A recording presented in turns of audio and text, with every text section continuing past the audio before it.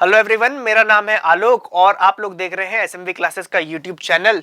तो आज आपको इस वीडियो के अंदर मैं बताने वाला हूं कि अगर आप एक एमसीक्यू पेपर लिखने वाले हैं या फिर अगर आप एक जेई या फिर नीट एस्पायरेंट है तो आप अपना पेपर कैसे अटेम्प्ट करें ताकि आपकी एक्यूरेसी ज्यादा से ज्यादा हो, आपका पेपर टाइम पे कंप्लीट हो और सबसे बड़ी बात है जो क्वेश्चंस आपको आते हो उनको अटेम्प्ट करने के लिए आपको टाइम मिले, आपका टाइम उन क्वेश्चंस पे वेस्ट ना हो जाए जो आपको वैसे भी नहीं आने वाले थे। तो आपको किन किन बातों का ध्यान रखना है, किन गलतियों को करने से बचना है, क्या क्या वो हैक हैं जिनकी वजह से आप अपना एमसीक्यू पेपर बहुत अच्छे से कर पाएंगे, उनकी बातें आज अपन इस लेक्चर के अंदर करने वाले हैं। तो इस लेक्चर को पूरा एंड तक देखना, आपको समझ में आ जाएगी कि आप कहां कहां पर गलतियां करते हैं। ऑब्वियसली इन बातों के अलावा जो मैं आपको बताने वाला हूं और भी बातें हो सकती हैं। अगर आपका कोई और ऐसा एक्सपीरियंस है, अगर आपके पास कोई ऐसा हैक है जो आप अपने एग्जाम में खुद यूज करते हो और अच्छे नंबर लेके आप पाते हो तो आप उसे कमेंट करें, बाकी बच्चों को भी उससे हेल्प मिलेगी और मुझे भी कुछ नया सीखने को मिलेगा। राइट, तो मैं शुरू करता हूं इस वीडियो को। सबसे पहले हैक की बात करते हैं। इस मेथड का नाम आपने जरूर सुना होगा, that is called tick circle and cross method. अब यहाँ पर टिक सर्किल क्रॉस में लिटरली तीनों का यही मीनिंग होता है जो लिखा हुआ है। टिक का मतलब होता है टिक, सर्कल का मतलब सर्कल और क्रॉस का मतलब क्रॉस होता है। सर वो तो ठीक है, यूज कहां पर होता है? मैंने कहा देखो, टिक सर्किल क्रॉस का सबसे ज्यादा यूज एमसीक्यू में ही किया जाता है। बेसिकली सब्जेक्टिव पेपर में भी आप इसको यूज कर सकते हो। ये मेथड ये कहता है कि आप क्वेश्चन पेपर को पहले पढ़िए। बचपन से यही सिखाया जाता है कि क्वेश्चन पेपर को पहले पूरा पढ़ो, पर बच्चों ही एमसीक्यू में गलती मत करना, ऐसा नहीं चलता है। बट हाँ, ये मेथड कहता है कि पहले आप पेपर को पूरा पढ़िए और पेपर को पढ़ने के दौरान आपको जो भी क्वेश्चंस देखने को मिल रहे हैं उनको तीन कैटेगरी में आपको डिवाइड करना है। टिक उनके ऊपर लगता है जो आपको देखते ही आते हैं, जिनको आप इजीली सॉल्व कर सकते हो, जो जल्दी से सॉल्व हो जाएंगे, आपको पता है कि आप इसको कैसे सॉल्व करोगे, आपको स्ट्रेटेजी पता है, वो टिक। सर्किल उन पे लगता है जो आपको आते तो है या फिर आपको आ जाएंगे बट या तो लेंदी है, टाइम कंज्यूमिंग है, या आपको दो तीन अप्रोच लगा के हिट एंड ट्रायल करना पड़ेगा। Those are circle. और क्रॉस उन पे लगता है जिनके बारे में आपको कोई भी आइडिया नहीं है, इन शॉर्ट आपको वो नहीं आते हैं, उनके ऊपर लगता है क्या बच्चों? क्रॉस। तो इससे क्या होगा कि आप टिक वाले क्वेश्चन ऑब्वियसली सबसे पहले करोगे, सेकंड आप ऑर्डर दोगे सर्कल वाले को, फिर थर्ड आप प्रायोरिटी, अगर टाइम बचता है तो क्यों ना देंगे, हम क्रॉस वालों को भी ट्राई करने की कोशिश करेंगे। इस तरीके से आपके जो क्वेश्चंस आपको नहीं आते हैं वो हो जाएंगे, है ना। इसको एमसीक्यू में लगाओगे तो फंस जाओगे बहुत बुरी तरीके से। एमसीक्यू में इस मेथड को मॉडिफिकेशन के साथ लगाना है। Apply this method but with the modification. कैसा modification? Solve the questions you think are fit to come under tick immediately as you see it. ये है स्ट्रेटेजी। पहली स्ट्रेटेजी ये कहती है कि जब आप एमसीक्यू पेपर पढ़ो, मतलब 90 क्वेश्चन है, तो पहली बात आपको टाइम डिवाइड करना है, वो मैं आगे बताऊंगा। आप मैथमेटिक्स सॉल्व कर रहे हो तो मान लो मैथमेटिक्स में 25 क्वेश्चन है, जैसे जेईई मेंस में 30 आते हैं, आपको 25 अटेम्प्ट करने होते हैं। आपने कहा मान लो 30 क्वेश्चन है, आप पढ़ते हुए चलो। अब आपको पढ़ते क्वेश्चन नंबर 1 पे लगा के ये टिक वाला क्वेश्चन है तो उस पर टिक लगा के उसको आगे के लिए नहीं छोड़ना, वो सॉल्व कर देना है वहीं पर। अगर आपको लगता है ये टिक के अंदर आता है, दैट इज आप उसको सॉल्व कर सकते हो, कर दो हाथों हाथ। तो यानी कि टिक का मतलब है कि सॉल्व करा हुआ टिक, समझ रहे हो।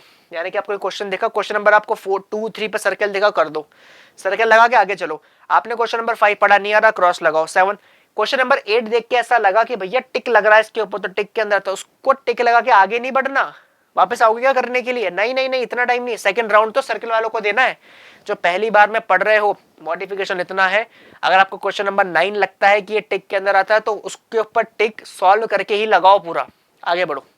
सेकंड जो आप ऑर्डर दोगे फिर सर्कल को दोगे, टिक वाले सारे क्वेश्चंस हो जाएंगे। इससे होगा क्या, जो क्वेश्चन आपको आते थे और इजीली सॉल्व हो सकते थे वो सबसे पहले सॉल्व होंगे, और आप खुद अपना टाइम देख लेना, आप उनको इतना फास्ट करोगे ना क्योंकि वो आपको आते हैं। इससे दो बातें होती है, पहले तो आपको आते हुए सवाल हो जाते हैं, टाइम आपका सेव होता है। सेकंड सबसे इंपॉर्टेंट चीज होती है जिस पे आपको ध्यान नहीं देते, वो है कॉन्फिडेंस बिल्डिंग। आप उन क्वेश्चंस को अटेम्प्ट करके देख के डर जाते हो जो आपको नहीं आ रहे होते, उस चक्कर में जो आ रहे होते हैं उनको भी आप ध्यान नहीं देते हो, तो इनिशियल कॉन्फिडेंस बूस्ट मिलेगा। सेकंड स्ट्रेटेजी क्या होती है? सेकंड स्ट्रेटेजी है डिवाइड योर टाइम। ये तो मैं क्या, हर टीचर आपसे कहता है कि अपने समय को डिवाइड करिए। 3 घंटे का पेपर है, 3 सब्जेक्ट है, तो 1-1 घंटा नहीं देना होता, 45 मिनट्स देने होते हैं। 45 मिनट्स इसको दो। अगर उसमें कुछ क्वेश्चन ऐसे हैं जो टिक सर्किल के अंदर आते हैं तब भी छोड़ दो उसको, आगे आओ। मैथ्स में 45 मिनट्स दिए, आपको लग रहा था कि 5 सर्किल कि सर 5 क्वेश्चन सर्किल वाले थे, मैं कर सकती थी, कर लेना। फिजिक्स में आओ, 45 मिनट्स दो, रिजिड बनो थोड़ा सा, you have to be rigid. आपको टेस्ट पेपर्स देने पड़ेंगे, मॉक टेस्ट देना पड़ेगा। 45 मिनट्स फिजिक्स में दिए, उसके बाद आप केमिस्ट्री, कोई एक सब्जेक्ट आपका वीक होता ही होता है तो वो ध्यान रखना, क्योंकि मेरा पहला पॉइंट यही है, remember that you are not going to attempt whole complete paper. Sir ये थोड़ा सा हार्श है, it is a bit harsh, ये थोड़ा सा कड़वा सच है, लेकिन ये सच बात है कि आप पूरा पेपर अटेम्प्ट नहीं करने वाले हो, ये आप भी जानते हो यार। पूरे अगर 90 क्वेश्चन आते हैं तो 90 क्वेश्चन आप अटेम्प्ट नहीं करोगे, आप 60 या 70 या 50 ही अटेम्प्ट करके आने वाले हो। तो ये जो बात है ना कि सर 90 क्वेश्चन है, 180 मिनट है, 2 मिनट पर क्वेश्चन, तो बच्चों 2 मिनट पर क्वेश्चन उनको मिलते हैं जिनको पूरा पेपर करना होता है या जो पूरा पेपर करते हैं। आप कर रहे हो 60 question, you are getting 3 minutes per question.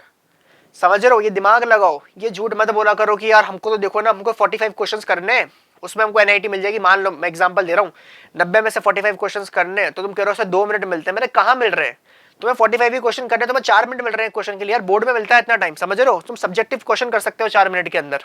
तो अपने आप से झूठ बोलना बंद करो, आप पूरा पेपर अटेम्प्ट नहीं करने वाले हो। Divide your time into 3 parts, या फिर जितने भी सब्जेक्ट है उतने पार्ट में डिवाइड करो, लेकिन पूरा 1-1 घंटा नहीं देना होता। अगर 3 घंटे के 3 पार्ट हैं, 1 घंटे को मैक्सिमम एक पार्ट को 1 घंटा दिया जा सकता है। Give only 75 to 80% of the time, 20% time को छोड़ दो। आते हुए सवाल है तब भी छोड़ दो, दूसरे सेक्शन में मूव ऑन करो, क्योंकि तीनों सेक्शन पे एक बार घूमना, 90 क्वेश्चन का एक बार आपकी आंखों के सामने से निकलना जरूरी है, ताकि आपको पता पड़ सके किन पे आपको क्रॉस लगाना है। एक बार क्रॉस लग गए तो टाइम किसके लिए बचा? सर्किल और टिक के लिए। यही तो बात बोल रहा हूं मैं कि पूरा पेपर तो आपको करना नहीं है, एक क्वेश्चन पे भी क्रॉस लगा तो उसका टाइम बचा ना, तो बाकी के क्वेश्चंस पे डिवाइड होगा वो टाइम। समझो मेरी बात को। तो इसको थोड़ा सा हार्श तरीके से लेना कि आप पूरा पेपर वैसे भी नहीं करते हो। अपनी वीकनेस, अपनी स्ट्रेंथ पता लगाओ, डिवाइड योर टाइम। तीसरी strategy, answer the questions you know first even if it means answering 30 questions out of 30। ये बेसिकली टिक वाले की बात चल रही है, यानी कि टिक वाले जो क्वेश्चंस है वही क्वेश्चंस होते हैं। टिक उन्हीं पे लगता है बच्चों जो आपको आते हैं, जो आपको देखते ही पता है कि इस पे क्या करना है, आपका पेन चलेगा तो रुकेगा नहीं, वो वाले क्वेश्चंस। सर ऐसे क्वेश्चंस तो मुश्किल से 2-3 मिलते हैं। मैंने कहा मिलने दो ना, मैंने क्या लिखा है? अगर 30 में से 3 क्वेश्चन करना भी ये होता है तो करो, अरे एक करना भी होता है तो करो भाई। मैंने अपना बोर्ड का मैथ्स का पेपर ऐसे अटेम्प्ट करा था, टाइम पे कंप्लीट हुआ था पेपर। वो अलग बात है एक क्वेश्चन में मैंने थोड़ी सी गलती करी, मुझे आया नहीं तो मैंने 95 नंबर रहेगा, वरना पूरे 100 में से 100 होते। पर मेरे पास पूरा पेपर अटेम्प्ट करने के बाद, क्योंकि मैं 3D वाला चैप्टर ढंग से नहीं पढ़ के गया था, मुझे एक फॉर्मूला याद नहीं आया लास्ट में। 6 नंबर का क्वेश्चन था, बोर्ड की बात है, ठीक है, मैं उसको पूरा नहीं कर पाया। मैंने डीई का एक क्वेश्चन 3 बार काटा था क्योंकि कुछ ना कुछ गलती हो गई थी। स्टिल मेरा पेपर कंप्लीट होने के बाद मेरे पास 15 मिनट से मैं बैठा हुआ था आराम से। पता है मुझे वो क्वेश्चन नहीं आ रहा था, मुझे पता था नहीं आएगा, बड़ा दुख हुआ। क्या 100 में से 100 आते, 95 मार्क्स आके रह गए बोर्ड के अंदर। मैंने वहां पर यही स्ट्रेटेजी लगाई थी। जब मैंने पहला राउंड लगाया था ना, सेक्शन ए बी से बार ऐसे होते 2 नंबर 4 नंबर 6 नंबर के क्वेश्चन आते थे। जब मैंने पहला राउंड लगाया, पहले राउंड में बच्चों तुम मानोगे नहीं 24 मार्क्स के क्वेश्चन अटेम्प्ट हुए थे सिर्फ। मेरा कॉन्फिडेंस क्या रह गया होगा? 6-7 किताबें सॉल्व करके गया था ना पूरी में बोर्ड के अंदर। आप देख लो 24 मार्क्स के क्वेश्चन हुए थे पहले राउंड के अंदर, पर वो 24 मार्क्स के क्वेश्चन मैंने 20 मिनट्स में कर लिए थे, यूं मान के चलो तुम। समझ रहे हो? इतना फास्ट अटेम्प्ट किया था क्योंकि वो आते थे। सेकंड राउंड में करा तो मेरी गाड़ी 52 तक पहुंची, आज भी फिगर याद है, 24 और 52। इसके बाद तीसरी जो मेरी गाड़ी थी सीधा 70 प्लस आ गई थी। फिर डी का क्वेश्चन 3 बार काटा मैंने। चौथे राउंड में तो मेरा पूरा पेपर अटेम्प्ट हो गया था। मैं खाली बैठा हुआ था 15 मिनट तक। मैंने कहा ठीक है देखते हैं आ जाए एक तो फॉर्मूला, नहीं आया। समझ रहे हो? तो ध्यान रखना कि भैया पहले राउंड में जो आप क्वेश्चन करते हो ना टिक वाले, वो फास्टेस्ट होंगे, सबसे ज्यादा एफिशिएंसी आएगी। Use tick circle cross method to solve questions which are left under circle after answering questions coming under tick. जो टिक के अंदर क्वेश्चंस आते हैं पहले उनको आंसर करोगे, उसके बाद आप सर्किल वाले क्वेश्चन करोगे। This way at least you will not leave any question because of time shortage. कम से कम इसकी वजह से आता हुआ सवाल नहीं छूटेगा। कई बार क्या होता है, टाइम की शॉर्टेज की वजह से आता हुआ सवाल छूटता है, वो सबसे बुरी बात होती है। और भाई अगर ये हरकतें कर रहे हो ना कि आता हुआ सवाल तुम्हारा टाइम की वजह से छूट रहा है, तुम स्टूडेंट कहलाने के लायक नहीं हो। ठीक है स्टूडेंट, आप क्योंकि आपको टाइम मैनेजमेंट ही नहीं आ रहा यार। तुमको पेपर लिखना है, तुमने साल भर तैयारी करी हो, तुम्हें नहीं पता कि क्या आ रहा है क्या नहीं आ रहा, तो भाई फिर तुम देख रहे हो कि तुम्हारी गलती है कि किसकी है कि नहीं है। तो ये गलती नहीं करनी भैया। आते हुए पेपर अगर छूट रहा है तो सबसे बड़ी गलती तुम्हारी मानता हूं मैं कि तुमने टाइम का मैनेजमेंट ढंग से नहीं करा। तो सीख लो इस चीज को। ये कैसा आएगा सर? चिल्ला चिल्ला की वीडियो के लास्ट में भी कहूंगा, mock test mock test mock test. जितने मॉक टेस्ट दोगे उससे से आएगा एग्जाम एनवायरनमेंट में दो, तभी मजा आने वाला है। चौथी स्ट्रेटेजी क्या होगी? Don't rush and use process of elimination, my favourite method. Mathematics में मैंने जितने नंबर निकाले ना इससे, मैथमेटिक्स और खासकर फिजिक्स, केमिस्ट्री मेरी खत्म थी। तो मैं ये जो मैंने लिखा था ना कि पूरा पेपर अटेम्प्ट नहीं करना, ये मेरी पर्सनल भी मैंने यूज करा है इसको। मैं केमिस्ट्री पढ़ के नहीं जाता था, मेरे को नफरत है केमिस्ट्री से भैया। तो मैं प्रॉपर जो फिजिकल केमिस्ट्री होती है थोड़ी सी, या इनऑर्गेनिक फिजिकल कौन सी होती है, इसमें न्यूमेरिकल आते हैं बेसिकली, वो वाली केमिस्ट्री में पढ़ के जाता था। न्यूमेरिकल में मेरा दिमाग चलता है। तो मैंने कहा कि जब ऑर्गेनिक इनऑर्गेनिक करनी ही नहीं है तो वो टाइम यहाँ पर दो। तो मैंने ऐसे ही निकाला है, use the process of elimination. Elimination का प्रोसेस क्या होता है सर? ऑप्शंस को एलिमिनेट करो। कई दफा आपको सवाल नहीं आ रहा होता या फिर आपको पता है कि आप सवाल कर लोगे, अब आपको पता है सवाल तो आ ही नहीं रहा, बट आप गैस लगा सकते हो। तो 50-50 आप अगर गैस लगानी तो कैसे लगाओगे? आपको सही ऑप्शन पता होने चाहिए। 4 ऑप्शन में से एक करेक्ट होने की प्रोबेबिलिटी 25%, लेकिन 3 ऑप्शन में से एक करेक्ट होने की 33% और 2 ऑप्शन में से एक करेक्ट होने की 50%, तो प्रोबेबिलिटी बढ़ रही है। तो अगर आप 2 गलत ऑप्शन को एलिमिनेट कर दो, केबीसी की तरह 50-50 कर दो तो काम चल जाएगा। तो use process of elimination, see the options and try to eliminate options which can not be the answer. आपको पता है श्योरिटी से ये तो आंसर होगा ही नहीं, कुछ भी हो सकता है। यूनिट चेक कर लो, डायमेंशन चेक कर लो, वैल्यू चेक कर लो, हो सकता है कि आंसर नेगेटिव आ ही नहीं सकता, 2 ऑप्शन नेगेटिव हो तो they can not be the answer. This way even you have to guess the answer, then the chances of getting wrong are reduced। 50-50% chances हो गए ना आप सही होने के गलत होने के, तो रॉन्ग होने के चांसेस आपके रिड्यूस है। क्योंकि अगर आप 4 में से एक सेलेक्ट करते हो तो 75% चांस है कि आपका आंसर गलत आएगा। 3 में से एक सेलेक्ट करते हो तो 66% चांस है कि आपका आंसर गलत आएगा। 2 में तुक्का लगाते हो तो 50-50 चांस है। तो सही होने के चांसेस बढ़ रहे हैं, गलत होने के घट रहे हैं। ध्यान रखना, प्रोसेस ऑफ एलिमिनेशन बहुत इंपॉर्टेंट है। मैंने फिजिक्स मैथ्स में बहुत नंबर निकाले इसके दम पर। ये कहाँ कर सकते हो आप? जहां पर आपके 4 नंबर तो आपके सही के लिए और -1 नेगेटिव के लिए, तो नेगेटिव मार्किंग जहां पर कम है वहां ये ट्राई करा करो। Always use process of elimination, options को अपने को ट्राई करना है, ठीक है। जो गलत ऑप्शन है उनको आप हटा दो आंसर में से, 50-50 खेल जाओ। Make an educated guess but only when chances are 50-50। ये मैं सपोर्ट करता हूँ, खुले दिल से कह रहा हूँ, तुक्के लगाने में मुझे कोई समस्या नहीं है भैया। देखो साफ बात है, अगर आपने एमसीक्यू पेपर दिया है तो वहां पर एग्जामिनर भी चाहता है कि कॉन्सेप्ट के साथ साथ बच्चे को मैनेजमेंट आना चाहिए कि वो किस तरीके से ऑप्शंस को अटेम्प्ट कर पा रहा है।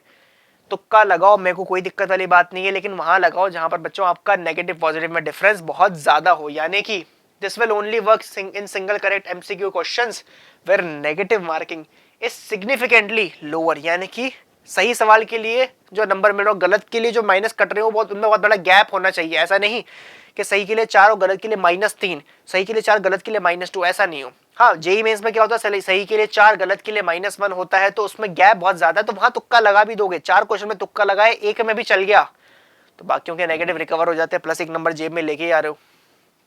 यूँ समझो कि 5 क्वेश्चन में आपने तुक्के लगाए तो -5 होने के चांसेस हैं। 5 में से एक भी सही, सब में 50-50 लगा रहे हो आप। मैं तो कह रहा है 50-50 के अलावा तुक्का लगाओ ही मत, साफ बात है। मैं तभी सपोर्ट करता हूँ जब 2 ऑप्शन में से आपको डाउट हो कि यही हो सकता है, तब आप तुक्का लगा दो आराम से। तो 50-50 में अगर 5 क्वेश्चन में एक भी सही चल गया तो सही क्वेश्चन के 4 नंबर, जो 4 गलत गए -4, आप नो प्रॉफिट नो लॉस में हो। समझ रहे हो मेरी बात को? 50-50 वाला केस चलता है कहाँ पर? जहाँ सिंगल करेक्ट टाइप हो, क्योंकि वहाँ पर 4 की पॉसिबिलिटी हो सकती है, और जहाँ पर आप सिग्निफिकेंटली नेगेटिव मार्किंग कम हो पॉजिटिव मार्किंग के मुकाबले। समझ रहे हो मेरी बात को? तो ये बहुत अच्छा स्ट्रेटेजी होती है। छठी स्ट्रेटेजी क्या है सर? डीलिंग विद, ये इंपॉर्टेंट है, इसमें बहुत गलती करते हो। All of the above, none of the above. All of the above का मतलब क्या है? 4 ऑप्शन है तो भैया चौथा ऑप्शन अगर ऑल ऑफ द अबव है तो ऊपर के 3 ऑप्शन चेक करने होते हैं। सवाल सॉल्व मत करो, ऑप्शन रख रख के देखो। अगर 3 में से कोई भी 2 ऑप्शन करेक्ट आ गए, क्वेश्चन सिंगल करेक्ट है, एक ही सही होना चाहिए ना। अगर 2 करेक्ट आ रहे इसका मतलब क्या? तीसरा भी करेक्ट है, सीधा all of the above tick करो। If 2 options are correct in single correct type MCQs then answer is all of the above. तीसरा चेक ही मत करो, क्योंकि जब एक ही करेक्ट होना, 2 आ गए तो तीसरा भी होना ही पड़ेगा। तो ऑप्शन डी आपका आंसर है। लेकिन be cautious when dealing with none of the above, check all the options and then tick it. None of the above सबसे खतरनाक चीज मानता हूं मैं, क्योंकि भैया उसमें तीनों ऑप्शन चेक करवाने पड़ते हैं। तीनों में से कोई एक भी अगर हो गया तो बात अलग है, तीनों नहीं हुए तब आप कंक्लूड करोगे कि नन ऑफ द अबव है। तो इसके साथ डील करते समय थोड़ा सा सावधानी बरतना। None of the above, all of the above देखते कान खड़े हो जाने। इसके अलावा और भी कुछ शब्द होते हैं जो मैं बताऊंगा, जिनके साथ डील करने के लिए आपको सोचना पड़ेगा। एग्जाम्पल जैसे कि 7th वाली strategy, pay particularly close attention, detailed attention to the words not, sometimes, always and never. भैया कई बार क्या होता है, पूरा आंसर 180 डिग्री पे घुमाने का दम है इनके पास। These words can change the answer by 180 degree. कैसे? आपने बोला which of the following is largest, वहां जबकि क्वेश्चन था which of the following is not largest, हो गया चेंज आंसर। आपने जल्दबाजी में नॉट नहीं पढ़ा। मैं फिर कह रहा हूं, लंबे 3-4 लाइन वाले स्टेटमेंट मैं तो बहुत बार करता हूं भैया। जब मैं पेपर बनाता हूं, मैं मेंस पैटर्न में जब भी एग्जाम लेता हूं, मैं इन चीजों का इस्तेमाल करता हूं, क्योंकि बच्चा यही फंसता है। एनटीए भी करता है, पास्ट ईयर के पेपर उठा के देख लो यार, हम तो उसका एनालिसिस करके ही बता रहे हैं। बिल्कुल मॉक टेस्ट के अंदर भी जब भी मैं पेपर बनाता हूं तो मैं ये काम जरूर करता हूं। मैं नॉट, ऑलवेज, नेवर, इस तरह के वर्ड्स को इंक्लूड करता हूं। समटाइम्स का मतलब क्या है? इन जनरल, कि कभी कभी हो सकता है, ये सबसे इजी वर्ड होता है। लेकिन ऑलवेज आ गया, ऑलवेज का मतलब अगर एक भी बात है जो तुम्हारी थ्योरम को गलत प्रूफ करती है, आपका आंसर ऑलवेज नहीं होगा। नेवर का मतलब कि it will never be happen या इट विल नेवर हैपन, लेकिन अगर एक बार भी हो गया तो अगेन नेवर वाला वर्ड आपका क्रैक हो जाता है कि नहीं है? आपने इसको क्या कर दिया, नलीफाई कर दिया, क्योंकि आप कह रहे हो कि नेवर कभी नहीं होना चाहिए और अगर एक बार भी हो गया तो दिक्कत। ऑलवेज कह रहे हो लेकिन अगर वो एक बार भी गलत है, एक भी एक्सेप्शन है इस थ्योरम का तो भी दिक्कत। तो इन शब्दों पे अटेंशन पे करना। नॉट को तो ज्यादातर बच्चे पढ़ते ही नहीं है, पता नहीं क्यों नहीं पढ़ते, है ना? हम बड़ा फायदा उठाते हैं इस चीज का, तुम्हारी कॉपियां चेक करते तब समझ में आता है। क्योंकि मेरी एक आदत है, मैं मेंस पैटर्न का टेस्ट जो लेता हूँ ओएमआर के बाद, उसके बाद जब आपका ओएमआर हो जाता है, आपका शीट कलेक्ट हो जाती है, तो मेरा मेंस का टेस्ट 6 घंटे चलता है। कैसे चलता है सर? 3 घंटे तो आप ओएमआर अटेम्प्ट करो, ओएमआर लेने के बाद मैं 3 घंटे और देता हूँ पूरे क्लास को, भाई उनको आंसर शीट देते हैं, जो भी आपने क्वेश्चन सॉल्व करा उसका सब्जेक्टिव आंसर भी आपको लिखना पड़ता है। ये मेरा तरीका है। क्यों करवाता हूँ ये काम? आप सब्जेक्टिव तरीका भी करो, आप सब्जेक्टिव आंसर भी लिखोगे तो मुझे बताओ, लॉजिक दो मुझे कि आपने कैसे करा।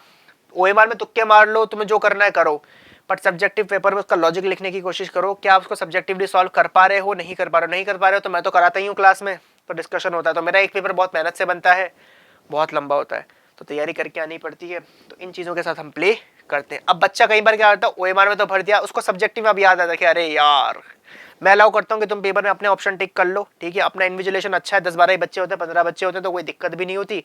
आप पेपर में टिक करो, फिर पेपर आपके पास ही रहता है, फिर आंसर शीट में आप लिखो कि आपने क्या ऑप्शन टिक करा था। तब बच्चों को याद आता है। सब्जेक्टिव में लिखते टाइम से स्टेप्स लिखते कि अरे हमने नोट तो पढ़ा ही नहीं था।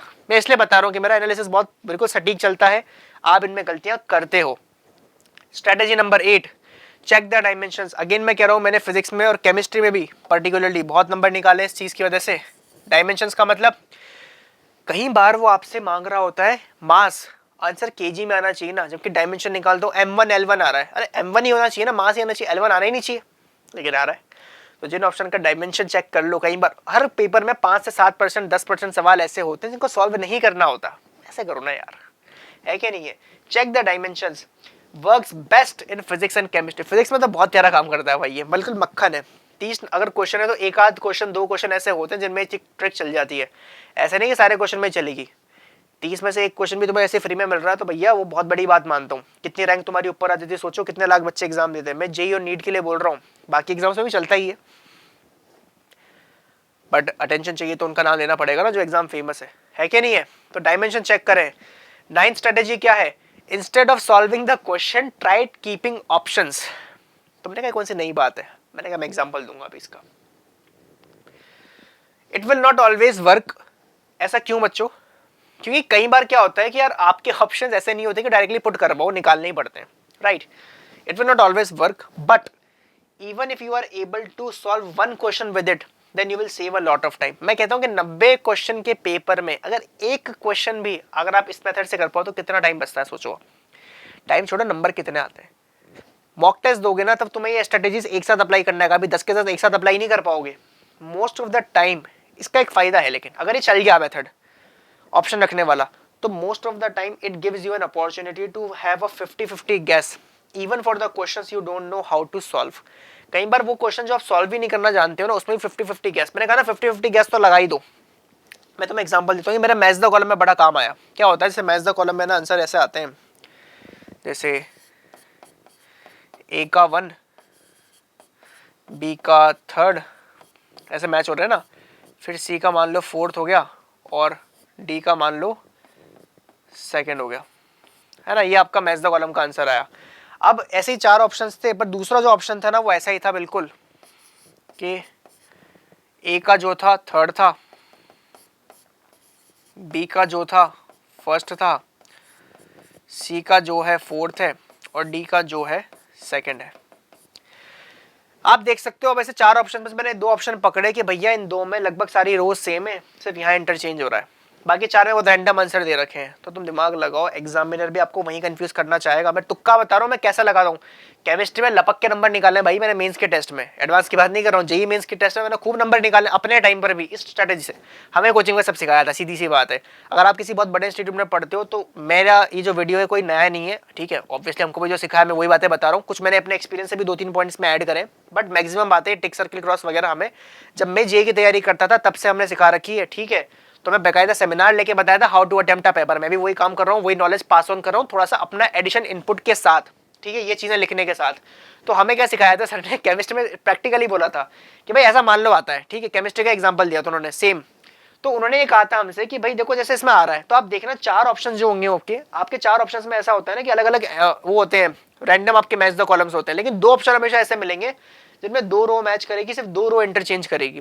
तो आप इन दोनों को कभी सॉल्व मत करना, आपको पता है कि आंसर अब इन दोनों में से होने वाला है। मान लो ये ऑप्शन नंबर आपका था, this was your option number A और this one option number C. B और डी तो बहुत रैंडम थे, तो आपको पता है आंसर ए और सी में से होगा, क्योंकि 2 लाइंस इसकी मैच कर रही हैं, बाकी 2 नहीं कर रही है कि नहीं है। तो अगर आपका सवाल आता है तो सबसे बड़ी समझदारी है कि आप ए को मैच करो। अगर ए का या बी को मैच हो जाता है, सी और डी को क्यों कर रहे हो, तो दोनों में सेम है कि नहीं है। आपको ऑलरेडी पता है कि सी का आंसर 4 है, डी का आंसर 2 है। अब अगर आपको सवाल आता है तो आपको ये दोनों चेक करने, आपका फिर टाइम बचा, मैंने कहा ना ऑप्शन रखने का टाइम बचता है। और अगर आपको सवाल नहीं आता तो 50-50 ना, तुक्का मार दो यार, क्या दिक्कत आ रही है, मेंस के टेस्ट पे तो मार ही सकते हो, सेम चीज है। तो आपको ध्यान रखना है, तुक्का आपको तभी लगाना है जब 50-50 हो, नेगेटिव मार्किंग बहुत कम है, वरना मत लगाओ, है ना। पढ़ के जाओगे तो ज्यादा सेंस निकलेगा, बट पेपर अटेम्प्ट करना है, अगर आपको एमसीक्यू अटेम्प्ट करना है तो तरीके सीखने पड़ेंगे, प्रेशर मैनेजमेंट आना चाहिए, थोड़ा सा आपको मॉक टेस्ट लगाने पड़ेंगे। समझ लो मेरी बात को। तो आप देख सकते हो कि ए या सी में आपको क्या होगा, 50-50 में ये ऑप्शंस रिड्यूस हो गए। आई होप यहाँ तक कहानी समझ में आ गई होगी। लास्ट स्ट्रेटेजी की अगर बात करें तो लास्ट स्ट्रेटेजी क्या होती है, study hard and try to cover all profiles. Motivation नहीं दे रहा हूँ, ये भी एक प्रॉपर स्ट्रेटेजी है। Try to cover all profiles available in a particular chapter. यहाँ एक वर्ड है प्रोफाइल, इसको मैं थोड़ा सा हाईलाइट करना चाहूंगा। सर क्या मतलब है इस वर्ड का? प्रोफाइल का सिंपल सा मतलब होता है कि जैसे आप मान लो न्यूटन्स लॉज ऑफ मोशन पढ़ रहे हो एनएलएम, तो उसमें प्रोफाइल होता है ना कि वेज वाले क्वेश्चन हो गए, रोप और पुली वाले हो गए, है ना, मंकी रोप को क्लाइम कर रहा है, जैसे आपका काइनेमेटिक्स में नहीं होता, रेन मेन प्रॉब्लम होता है, रिवर बोर्ड प्रॉब्लम होता है, दीज आर प्रोफाइल्स, है ना। इस प्रोफाइल के ऊपर कुछ इंटीग्रेशन में नहीं होता, 1/a sin x plus b cos x वाली एक अलग प्रोफाइल है ना, पार्शियल फ्रैक्शन वाला एक अलग मामला होता है। आपने बोला साइन की पावर 4x प्लस कॉस की पावर 4x, यानी कि साइन की पावर m इंटू कॉस की power n, where m and n are even, m even n odd, ये प्रोफाइल्स होती हैं आपकी। इसमें से किसको आपको सब्स्टिट्यूट करना है, टी सब्स्टिट्यूट करना है, किसको x सब्स्टिट्यूट करना है, ये आपकी प्रोफाइल होती है। तो क्या होता है, अगर आप प्रोफाइल्स कंप्लीट करके जाओगे तो आपको पता है कि आपका चैप्टर बड़ा इजीली खत्म होगा। जैसे मान लो एक चैप्टर में कोई बोलता 5000 क्वेश्चन करे, उससे इतना पूछना कि तेने 5000 क्वेश्चन में प्रोफाइल्स कितनी करी। तो आप टीचर्स के साथ बातचीत करिए, एक्सपीरियंस जो आपकी फैकल्टीज है उनके बाद डाउट काउंटर पे जाके पूछो, जैसे इस पे कितने प्रोफाइल अवेलेबल है, हर प्रोफाइल पे एक क्वेश्चन आप करवा दो, बाकी हम ढूंढ लेंगे खुद। बुक्स लेके आ जाओ तो प्रोफाइल करो। आपके जितने भी फ्रेशर बुक्स होती है, एक ही प्रोफाइल पे कर रहे हैं 500-500 क्वेश्चन, क्यों करना है? अगर 50 प्रोफाइल है तो 50 प्रोफाइल पे 10-10 क्वेश्चन कर लो, तुम्हारी सारी प्रोफाइल्स आंखों के सामने से निकलनी चाहिए एक बार, right. Solving profile based questions will make it easier to know the type of questions that can be formed from that topic. किसी भी टॉपिक पे, किसी भी रिफ्रेशर में जिसमें जो बहुत संगेज की हो गई, कोई सी भी हो गई, प्रदीप हो गई, कुछ भी उठाओ, तुम्हारी इच्छा है, प्रोफाइल पकड़ो। उसमें होता है ना questions based on this and this formula, तो प्रोफाइल पकड़ो कि इस फॉर्मूला पे किस तरह के क्वेश्चन आ रहे, क्वेश्चंस को रीड करो, सॉल्व बाद में करा करो। और तुम्हारा होमवर्क भी ना थोड़ा टेस्ट की तरह अटेम्प्ट करा करो। तुम्हें डीपीपी मिलती है, बैठ रहे हो आराम से 1-1 घंटा लगा रहे हो क्वेश्चन पे। अगर मैं 15 क्वेश्चन की डीपीपी दे रहा हूँ तो मैं 10 डीपीपी क्यों दे रहा हूँ? मैं चाहता हूँ तो 150 क्वेश्चन एक साथ भी दे सकता हूँ। अगर मैं 10 या 15 क्वेश्चन की डीपीपी दे रहा हूँ तो मैं चाह रहा हूँ कि 15 क्वेश्चन को आप 60 मिनट्स में, 45 मिनट्स में, 30 मिनट्स में ऐसे अटेम्प्ट करो, होमवर्क की तरह, सॉरी डीपीपी की तरह, ठीक है। तो डीपीपी को बिल्कुल टेस्ट की तरह अटेम्प्ट करोगे तो आपकी डीपीपी भी आपका क्या हो जाएगा, एक टेस्ट पेपर हो जाएगा। करना तो होमवर्क है ही से नहीं पूरा आपको, बैठ जाओ 1 घंटा सवाल लेके। अब सवाल हो भी रहा है तो मेरे लिए इसका कोई यूज नहीं मानता मैं। 1 घंटे में सवाल करने का सेंस क्या निकल रहा है? होमवर्क की तरह अटेम्प्ट करो, देखो 15 में से कितने क्वेश्चन आते हैं, यही आपका एक मॉक टेस्ट हो जाएगा। तो प्रोफाइल सॉल्व करो, ठीक है। It works equally good for all the subjects. मेरे अकॉर्डिंग तो तीनों में काम करती है। केमिस्ट्री में देखो, मेरी खुद की प्रैक्टिस में पढ़ाता भी नहीं हूँ केमिस्ट्री, मैंने मैथ्स फिजिक्स पढ़ाई है बहुत लंबे समय तक। मैथ्स तो मैं करंटली एडवांस तक लेके चल रहा हूँ, ठीक है। तो मैथ्स और फिजिक्स में क्योंकि मेरी अच्छी थी अपने टाइम से, तो मैं अप्लाई करता था। केमिस्ट्री में मैंने कभी बहुत ज़्यादा अप्लाई करी नहीं, क्योंकि मैं इतना डिटेल में पढ़ता ही नहीं था केमिस्ट्री, साफ बात बताऊँ। मेरी केमिस्ट्री के दम पे इंडिविजुअल कट ऑफ भी ऐसे क्लियर हुई थी। मोल कंसेप्ट हो गया, एटॉमिक स्ट्रक्चर हो गया, जो फिजिक्स वाले चैप्टर है, थर्मोडायनेमिक्स हो गया, है ना, केमिकल काइनेटिक्स, इलेक्ट्रोकेमिस्ट्री, इनमें जो न्यूमेरिकल्स आते हैं उनके दम पे पास हुआ हूँ मैं केमिस्ट्री में। तो मेरी केमिस्ट्री अच्छी नहीं थी, बट ये सारे सब्जेक्ट्स अच्छा काम करता है। मेरे ऑल कलीग्स है जो मानते हैं इस चीज़ को कि हाँ प्रोफाइल बेस्ड क्वेश्चन केमिस्ट्री में भी आते हैं, right. Solving past year papers in test like condition. सुन लेना इस चीज़ को भैया, तुम्हारे क्या है, चीज़ें आधा अधूरा ज्ञान लेते हो तुम। टेस्ट लाइक कंडीशन बोल रहा हूँ यहाँ पर। Will give an advantage in analysing the profiles recently asked.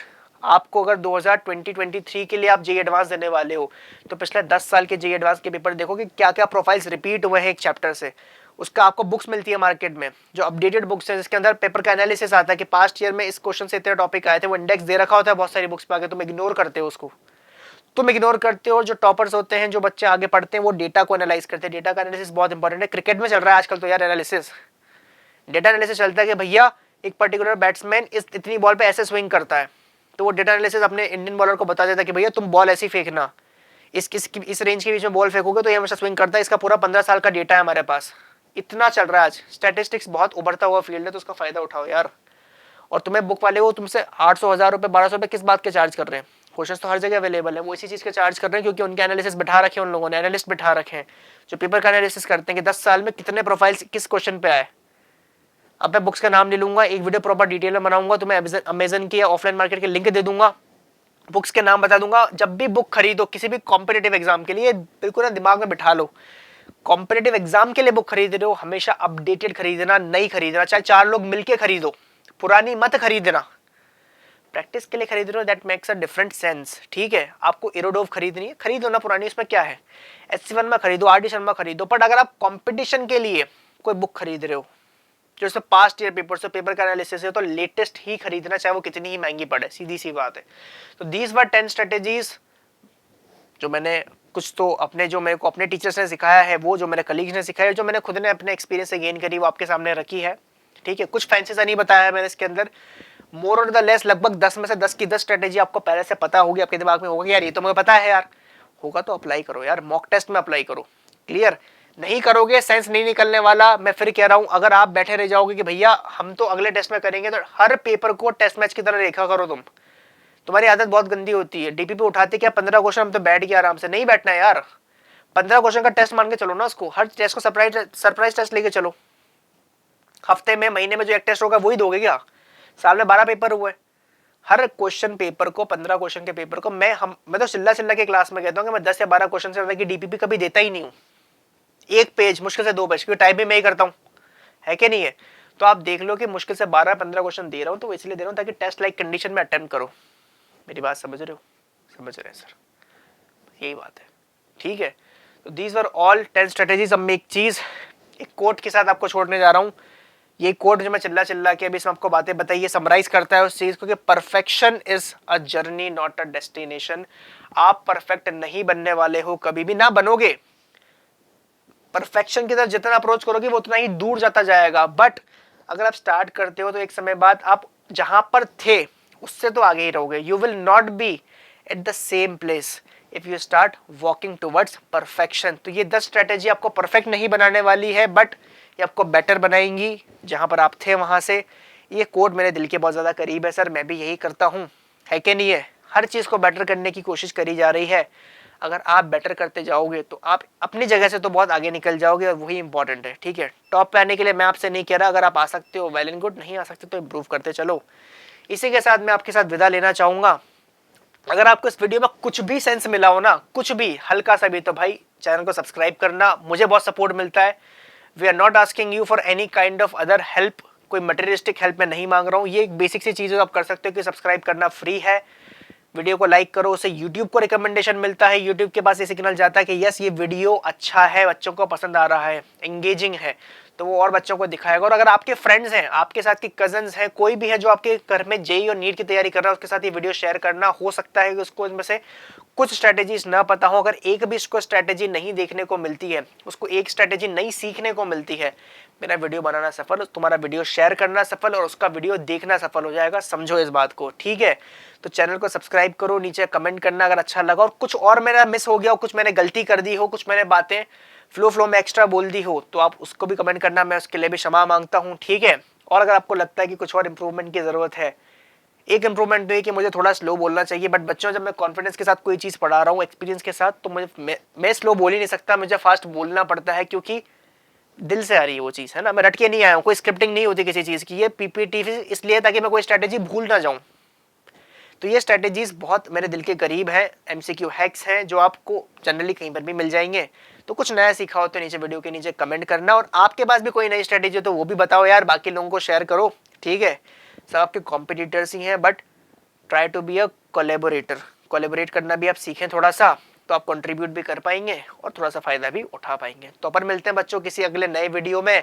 अगर आपको वन शॉट लेक्चर चाहिए सारे सब्जेक्ट्स के, तो आपको लिंक डिस्क्रिप्शन में मिल जाएंगे, ठीक है। मैथमेटिक्स के आई थिंक अपलोड करना स्टार्ट कर दिए हैं मैंने, तो 9 से लेकर 12 तक की मैथमेटिक्स के मैं लेक्चर्स अपलोड कर रहा हूँ। वन शॉट लेक्चर मिलेंगे मेरे चैनल पे, आपको वो लेक्चर्स नहीं मिलने वाले कि भाई एक चैप्टर में 12-12 लेक्चर में कंप्लीट करा रहा हूँ, ऐसा नहीं होगा। एनसीईआरटी पूरी कंप्लीट कराऊंगा, सॉल्व एग्जाम्पल भी कराऊंगा, अनसॉल्व भी कराऊंगा, एक एक क्वेश्चन को हाथ से लेकर आऊंगा, पूरी थ्योरी पढ़ाऊंगा पूरा डिटेल से, लेकिन वो 8 घंटे में हो, 10 घंटे में हो, 12 घंटे में हो, वन शॉट ही मिलेगा, मैं टुकड़ों में उसको नहीं डालने वाला। अगर आपको इसका पीडीएफ चाहिए तो आपको इसका पीडीएफ डिस्क्रिप्शन में आपको टेलीग्राम ग्रुप का लिंक है, क्योंकि डाउनलोड बटन में डायरेक्टली दे नहीं सकता यूट्यूब पे, वरना इतना लंबा भी नहीं करवाता। हमारे टेलीग्राम ग्रुप को ज्वाइन करो, इंस्टाग्राम पे फॉलो करो, इंस्टाग्राम की आईडी आपको मिल जाएगी नीचे डिस्क्रिप्शन में। वहां पर भी मैं फॉर्मूला शीट्स वगैरह और छोटे छोटे शॉर्ट्स कंसेप्ट के साथ डालता रहता हूं, तो इंस्टाग्राम पे फॉलो करो, टेलीग्राम का ग्रुप ज्वाइन कर सकते हो, वहां पर आपको इसका पीडीएफ मिल जाएगा। मैंने बहुत सारे पीडीएफ अपलोड कर रखे हैं क्वेश्चंस के, डीपीपीस के, वो आपको वहां पर मिलेंगे। क्लियर है? तो पर मिलते हैं अगले किसी वीडियो में, तब तक के लिए जय हिंद, वंदे मातरम।